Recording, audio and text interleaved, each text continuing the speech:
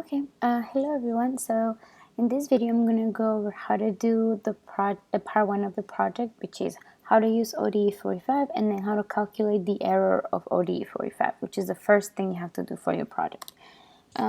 So first I'm going to do the same example that I did on my first video, which is just a normal first order kinetics A goes to B with a reaction rate constant of 0.05 and an initial concentration of 5 molar. So you have initially you have 5 molar of A, and this is being converted to B at a reaction rate constant of 0.05. Now, we've learned before that this can be modeled by the differential equation dA dt equals A times K, negative A times K.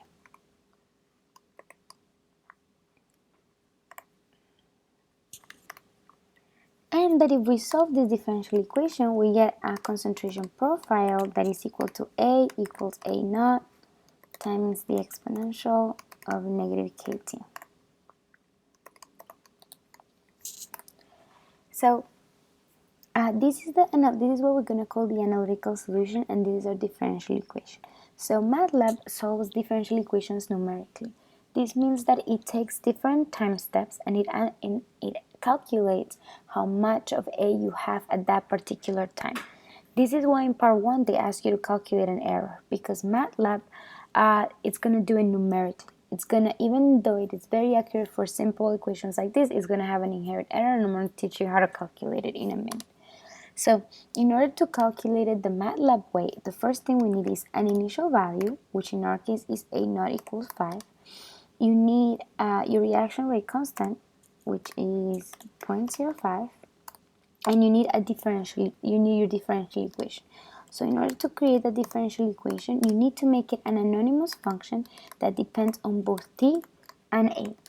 This is because the final expression that you're going to get, or the final numbers, are going to be concentrations and times, which is going to be your concentration profile.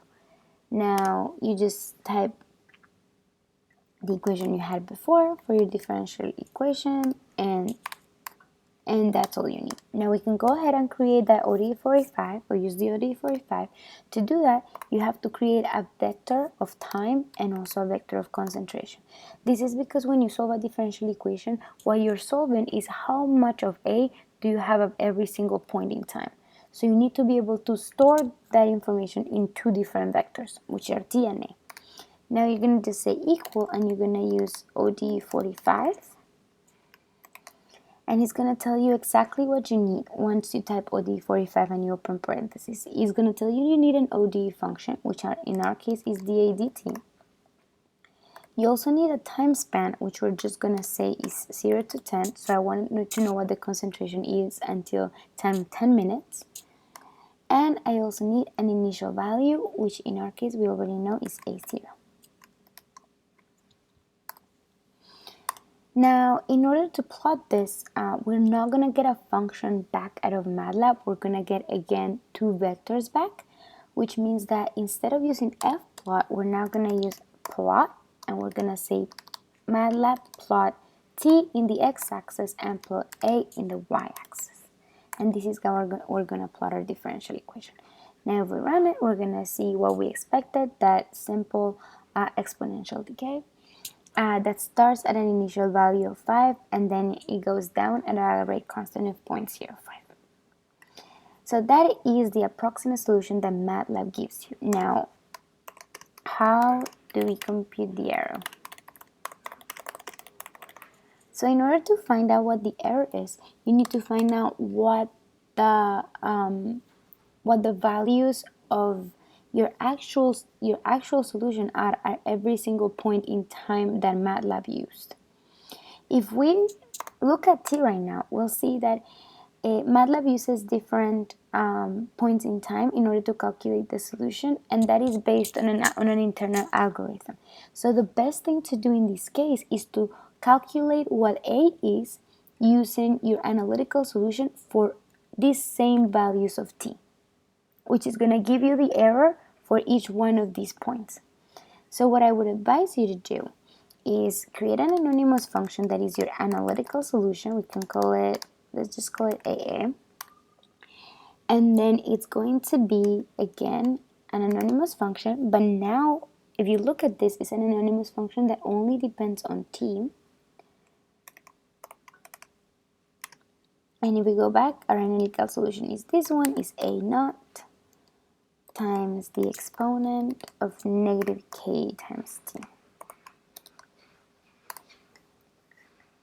So we see this is our analytical solution. Now what we can do is actually, when you create a function, you're just telling Matlab this is my function, but you're actually not evaluating it yet. So we have to evaluate AA. Let's call it analytical, which is going to be equal to AA, which is my anonymous function of the analytical solution, and now we're going to evaluate it at all the values of time. At this point, time is the one that Matlab gives you. It's all those values of times at which it computed the ordinary differential equation.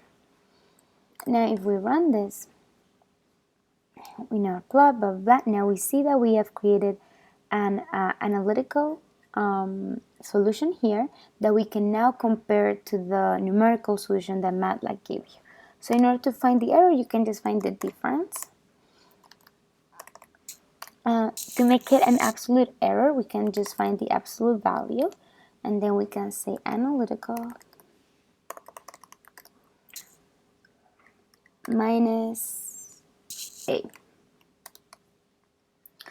In this case, we're going to do vector subtraction, so every single one of the components of A are going to be subtracted from the values of analytical. So you're going to get, each one of them is going to be subtracted individually from one another.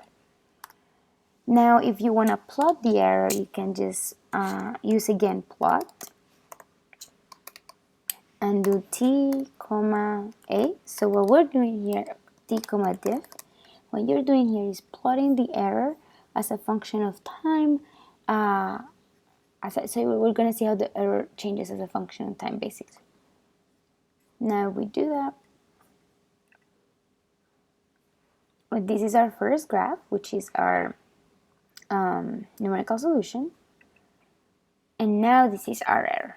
So if you want to know, so you'll see that the error oscillates and it becomes smaller as the ordinary equation progresses, but we'll see that it is on the scale of times 10 to the negative 10. So the error is really very small. That's kind of the number that you're gonna need for part one. It's just what is the scale, what is the magnitude of the error when you use a ODE45, which is kind of this what you want. So that is for part one. We learned how to solve the differential equation with ODE45, and we learned how to compute the error. Next part, we're gonna do how to do chain IVPs and then how to do impulse inputs.